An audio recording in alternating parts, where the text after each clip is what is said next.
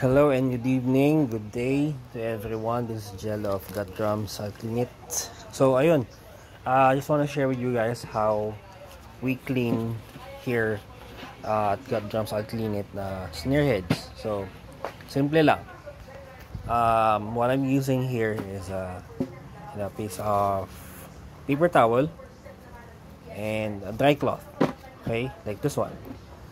So what I do first, kasi if you can see, no, kanina kasi nilinis ko siya using paper towel and a bit of soap.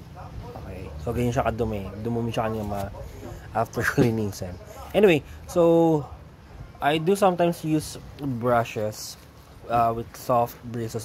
Depende sa klase ng dumi. But what I do prefer here is like using paper towel kasi mas siya mas tansyado ko paglilinis. So I just dip this paper towel sa soap, powder soap I prefer, then gently scrub them or scrub the heads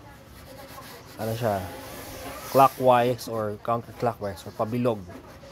Okay, and if there's a deep dirt or some spots, just the normal thing, yung lang, parang ganyan, konting force, but don't force yourself or you're cleaning or you're just pushing it like this one, kasi tendency the heads might pop out from the rim or the hoops mismo na nakabit sa heads natin. So yun lang, just be careful if you're gonna clean your heads. And this is our method, and it's been proven for ilang years na, and it's really effective. And after cleaning, or kasi basa siya, di ba?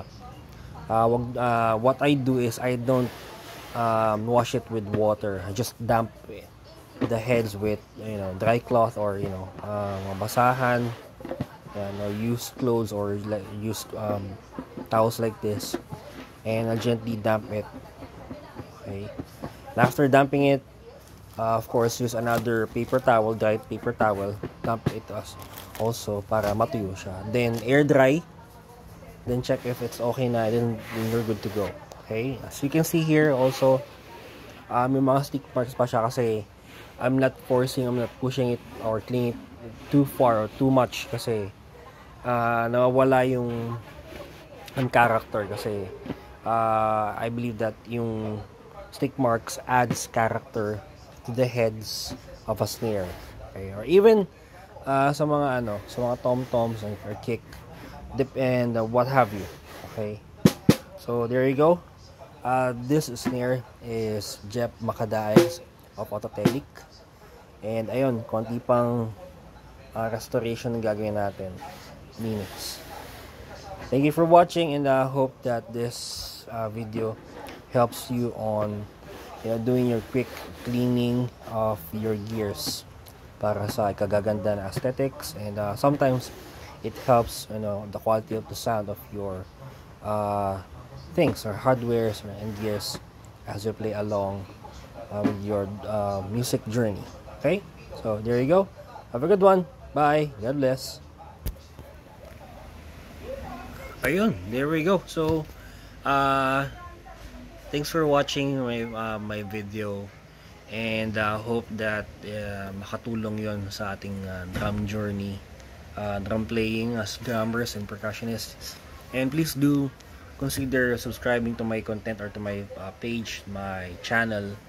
It really helps para makakreate pa ako ng mga ganitong bagay, at hope makatulong sa atin, lalo sa mga seeking basic drum maintenance, cleaning, and restoration. So there you go.